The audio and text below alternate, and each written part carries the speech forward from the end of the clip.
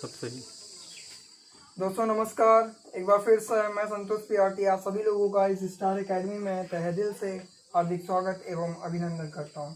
दोस्तों आज का हमारा सेक्शन जो है इंग्लिश के तहत टेंस का है, यानी कि हमारा टॉपिक जो है टेंस है। तो आज मैं टेंस के अंतर्गत आपको प्रेजेंट इंडेफिनिट टेंस यानी जो फर्स्ट हमारा टेंस है उसकी चर्चा करेंगे, उसके विषय में बताएंगे। तो फ्रेंड्स देखिए, प्रेजेंट इंडेफिनिट टेंस क्या होता है। बहुत ही प्यारा हमारा टेंस है और इसे बहुत ही प्यार से हमें समझना है। Okay friends, now attention here in the board. Present indefinite tense, पहले इसको हम लिख लेते हैं अच्छे से। Present indefinite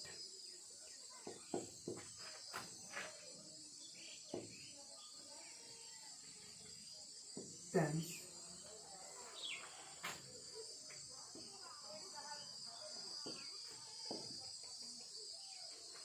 friends, present indefinite tense को हम हिंदी में क्या कहते हैं? साधारण वर्तमान काल। क्या कहते हैं? साधारण वर्तमान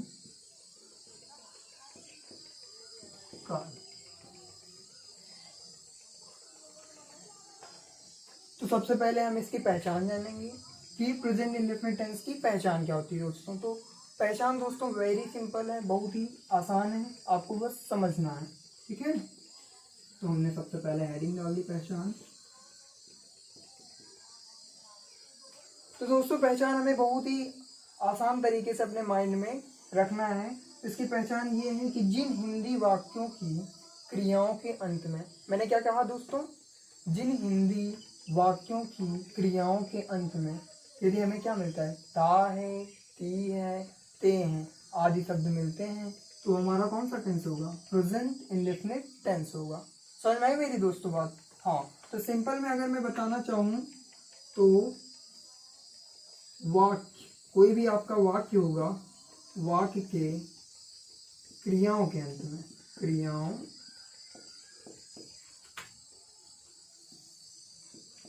के अंत में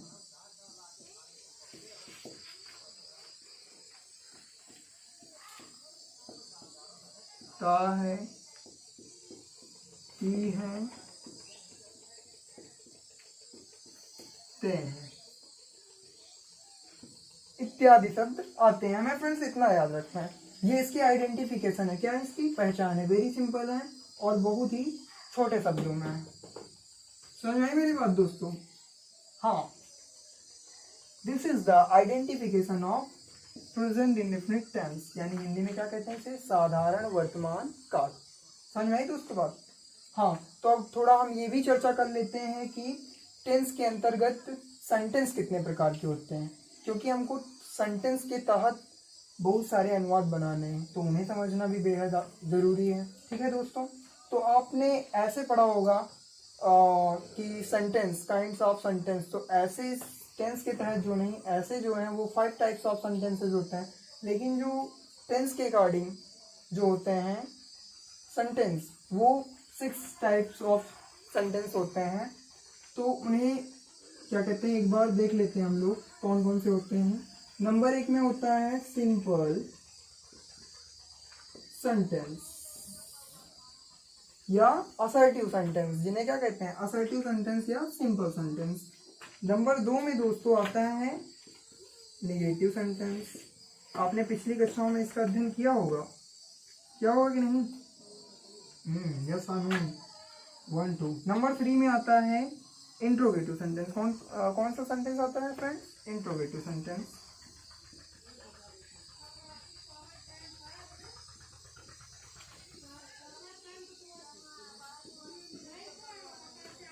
नंबर 4 में आता है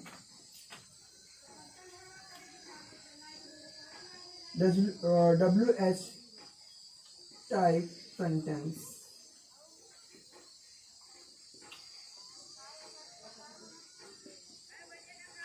और नंबर 5 में interrogative plus WH type sentence जो हैं विथ निगेटिव, यानी इनके साथ क्या रहेगा, नॉट रहेगा। समझ नहीं बात। इतने टाइप के सेंटेंस होते हैं, मैंने एक ही में कंबाइन कर दिया इसे, कोई दिक्कत नहीं है। इन्हें जानना बेहद ज़रूरी है दोस्तों, इसलिए मैंने इसकी आप चर्चा कर दी है, ठीक है। तो हम इसके तहत यानी टेंस के तहत जो इतने सेंटेंस होते हैं, तो सबसे पहले हम फर्स्ट सेंटेंस जो है सिंपल सेंटेंस, इसकी चर्चा करेंगे। इसके हमें नियम पढ़ना है, इसी की पूरी विधिवत हमें टेंस के अंतर्गत जानकारी लेनी है, ठीक है दोस्तों। इसे रफ कर रहा हूँ मैं आगे की क्लास जारी रखने के लिए। ओके, रफ किया जा रहा है।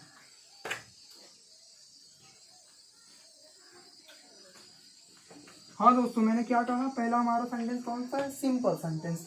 तो अब हम उसी की चर्चा करते हैं।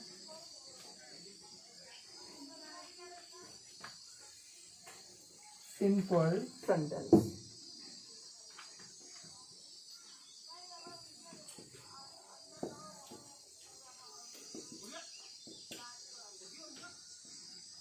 तो दोस्तों अब हम सिंपल सेंटेंस के जो भी रूल हैं प्रेजेंट इंडेफिनिट टेंस के अकॉर्डिंग रूल समझेंगे।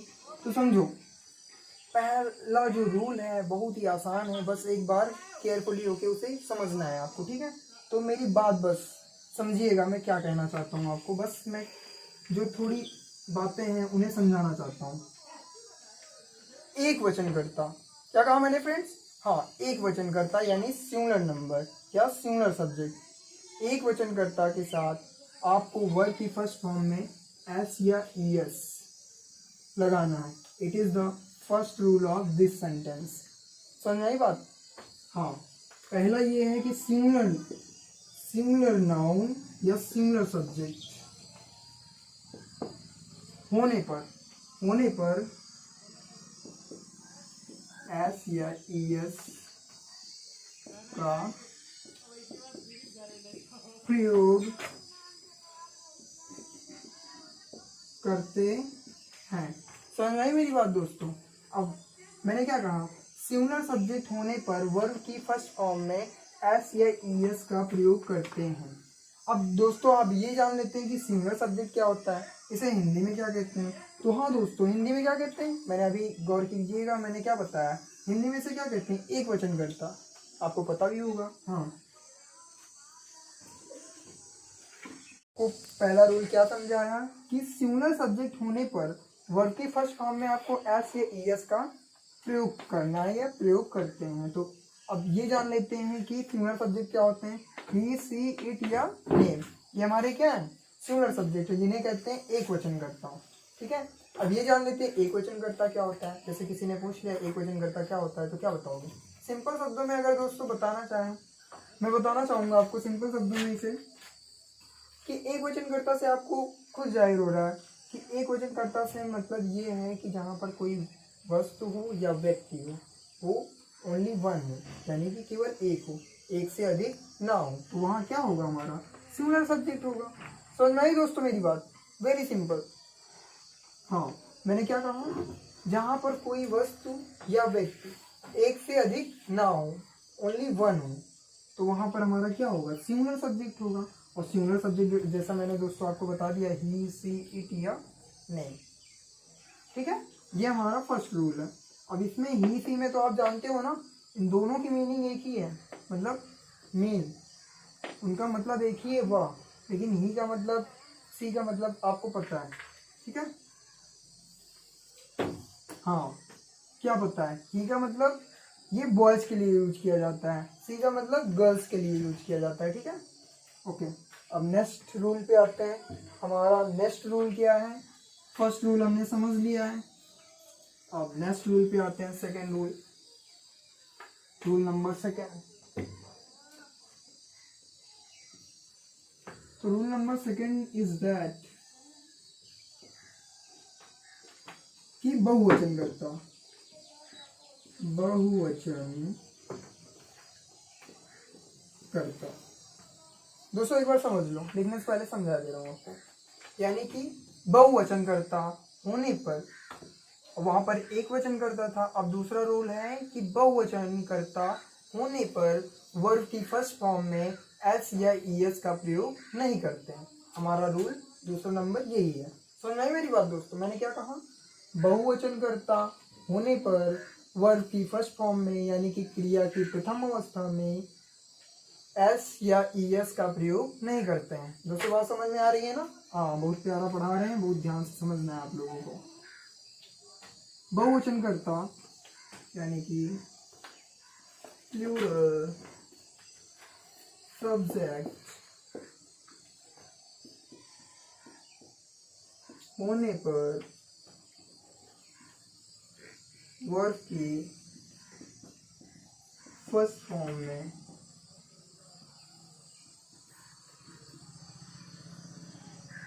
एस या ईएस का यूज नहीं करते हैं। दोस्तों बात समझ में आ गई? हाँ, इसे आपको अपने माइंड में मेकअप करना है, या बस ये बात जो है एक एंजॉय टाइप से अपने माइंड में सेट कर लो। बस आपको टेंस बनाने, टेंस के अंतर्गत ट्रांसलेशन करने आराम से आने लगेंगे। बस आपको रूल मेकअप करना है। समझ में आई मेरी बात दोस्तों? इसे भी नोट कर लो या अपने माइंड में मेकअप कर लो। ठीक है, रफ कर दिया जाए? ओके, रफ कर रहे हैं तो स्क्रीन शॉट कर लीजिएगा। अब थर्ड नंबर रूल पे आते हैं। थर्ड नंबर रूल क्या कह रहा है दोस्तों? मैंने एक बात नहीं बताई ना आपको कि बहुवचन करता, सेकेंड रूल मैंने बताया बहुवचन करता, लेकिन ये नहीं बताया कि बहुवचन करता क्या होता है, तो उसे भी समझ लो। समझ लो, बहुवचन करता से मतलब आप बहुवचन से ही बात जाहिर है साथ साथ की, मतलब यहाँ पर बहुत से लोग हो, यानी कोई भी वस्तु एक से अधिक हो या कोई भी व्यक्ति एक से अधिक हो, तो वहां पर क्या होगा? बहुवचन करता होगा हमारा। समझ में आई बात? हाँ, बहुवचन होगा। तो बहुवचन कौन कौन से होते हैं वो देख लो। I, we, you, they, these boys और those girls, ये सब हमारे क्या है? बहुवचन करता है। दोस्तों समझ गए? हाँ, अब आपके पास कोई क्वेरी नहीं रह जाएगी कि यहाँ से हमें ये नहीं पता था कि बहुवचन करता कौन कौन से होते हैं। ठीक है, जान लिया आपने, पिछली कक्षाओं में आपने इसका अध्ययन किया है। ठीक है, कोई बात नहीं, फिर से मेकअप करो। समझ गए? ठीक है, अब नेक्स्ट रूल पे आते हैं। दोस्तों मैंने एक बात कही है कि एक वचन कर्ता होने पर क्रिया की प्रथम अवस्था में एस या ईएस का प्रयोग करते हैं। अब ये जान लेते हैं कि एस कहाँ यूज होगा, ईएस कहाँ यूज होगा। मैंने ये नहीं बताया ना, तो एस और ईएस का प्रयोग जान लेते हैं। और मैं बार बार आपको कह रहा हूँ वर्ब की फर्स्ट फॉर्म, वर्ब की फर्स्ट फॉर्म, तो क्रिया की प्रथम अवस्था क्या होती है इसके विषय में भी चर्चा कर लेते हैं इसके अंतर्गत।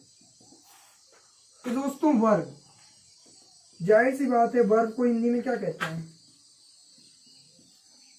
क्रिया, यानी जिसमें कोई कार्य हो रहा हो। समझ में आई मेरी बात दोस्तों? उसे कहेंगे क्रिया। ठीक है, जैसे मैंने कहा सिंपल शब्दों में, मैंने जैसे एग्जांपल दिया, फॉर एग्जांपल के लिए मैंने कहा गो। गो का मतलब क्या होता है दोस्तों? हाँ बोलिए। हाँ, गो का मतलब होता है जाना। तो जाना एक काम ही है समझो, यानी कि आप कहीं भी एक बार भी तो चले नहीं जाओगे जब तक कोई कार्य नहीं करोगे। यानी कि आप जैसे यहाँ से आपको घर जाना है या कहीं जाना है तो आप चल के जाओगे, कुछ टाइम लगेगा, तो यही आपकी क्या है? क्रिया है। तो आप समझो क्रिया की अवस्थाएं होती हैं, कौन कौन सी होती है? फर्स्ट फॉर्म उसकी भी होती है, सेकेंड होती है, थर्ड होती है, फोर्थ होती है और फिफ्थ होती है। यानी क्रिया की 5 अवस्थाएं होती हैं, first, second, third, fourth, fifth. तो अब हम एक एक करके आपको बता दे रहे हैं। ठीक है, फिर उसमें बता देंगे आपको कि कहाँ एस यूज होता है, कहाँ ईएस यूज होता है। तो ये दोस्तों वर्ब की फर्स्ट फॉर्म है। कौन सी फॉर्म है? फर्स्ट। सेकेंड फॉर्म इसकी होती है वेंट। क्या होती है? वेंट। हाँ दोस्तों, इसकी सेकेंड फॉर्म वेंट होती है, प्यार से समझिएगा। और थर्ड फॉर्म जो है गॉन होती है। क्या होती है दोस्तों? एक बार फिर से बोलिएगा। हाँ, थर्ड फॉर्म इसकी क्या होती है?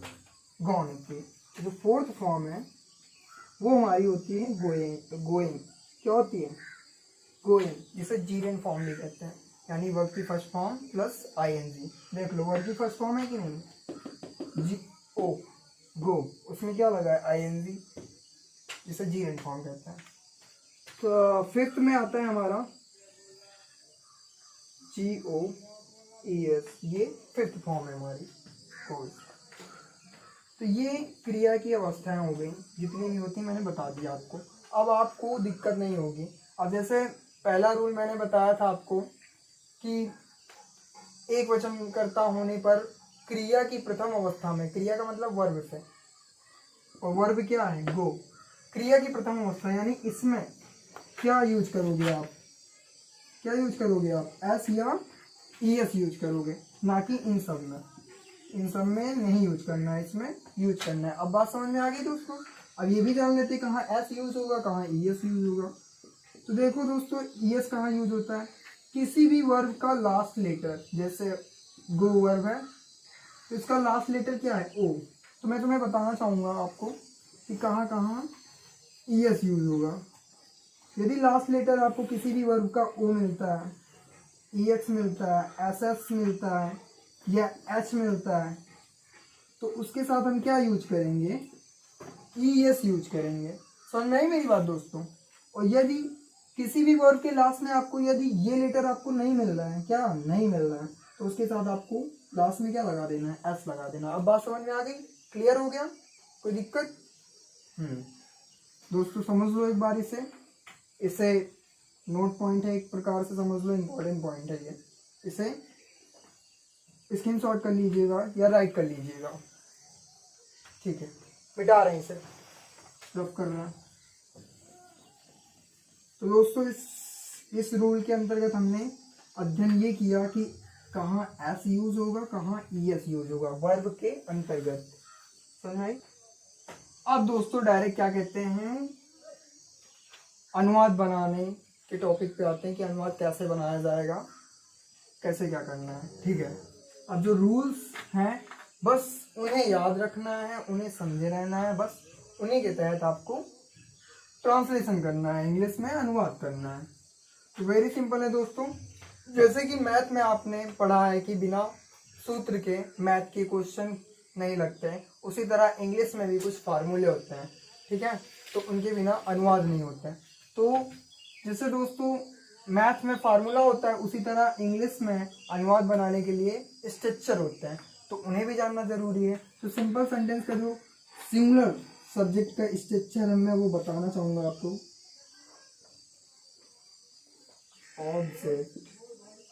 वेरी सिंपल, जो मैंने रूल्स लिखा है उसी के अकॉर्डिंग बना लेंगे। मैंने क्या कहा, एक वचनकर्ता कौन कौन से होते हैं, मैं दोबारा नहीं बताऊंगा, लिखे दे रहा हूँ, या ठीक है। अब ये आ गया, मैंने क्या बताया था, यदि सब्जेक्ट हमारा ये मिलता है ही सी इट एक वचनकर्ता का, तो उसमें मैंने क्या बताया था, वर्ब की फर्स्ट फॉर्म में एस या ई एस, तो देखो सेम है, सिंगुलर सब्जेक्ट होने पर वर्ब की फर्स्ट फॉर्म में प्लस एस या ई एस, और ऑब्जेक्ट हमारा रहेगा ही, ऑब्जेक्ट लिख दिया, अदरवाइज लिख दिया। इस तरह से हमारा ये स्ट्रक्चर तैयार हो चुका है, इंग्लिश का फार्मूला रेडी है। अब ये हमें समझ लेना है, बस इसी स्टेप पे हमें हिंदी, जो हिंदी में अनुवाद रहेगा उसे हम डायरेक्ट इंग्लिश में कन्वर्ट करेंगे। समझ में आई मेरी बात दोस्तों। हाँ, तो इसे नोट कर लीजिएगा या समझ लीजिएगा, बेहद जरूरी है। नोट कर लिया, ठीक है, रब कर रहे हैं इसे।